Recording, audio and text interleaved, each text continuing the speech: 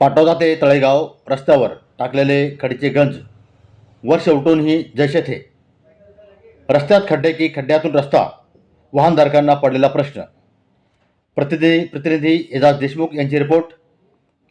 मंत्री छगन भुजबळ साहेब यांच्या मतदारसंघातील पाटोदा ते तळेगाव या रस्त्यावर येवला सार्वजनिक बांधकाम विभागाच्या हद्दीत गेल्या कित्येक वर्षापासून खड्डे पडले असून या खड्ड्यामुळे वाहनधारकांना मोठा मनस्ताप होत आहे. परिणामी या रोडवर लहान मोठे अनेक अपघात होत असून वाहनांचे देखील नुकसान होत आहे.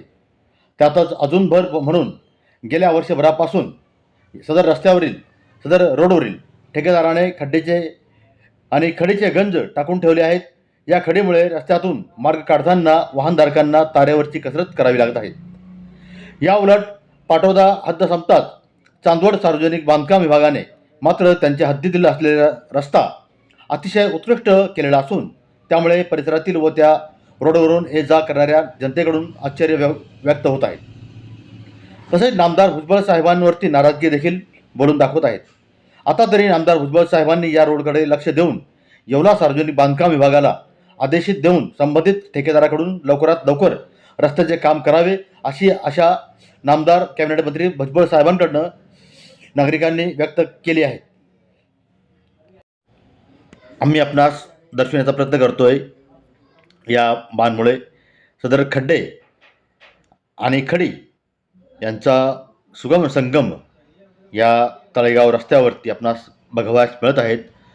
आमच्या प्रतिनिधींनी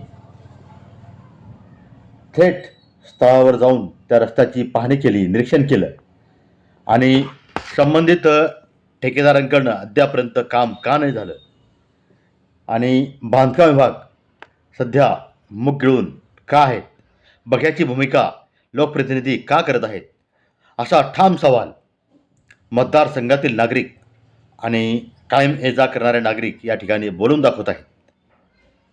आपण बघत आहात.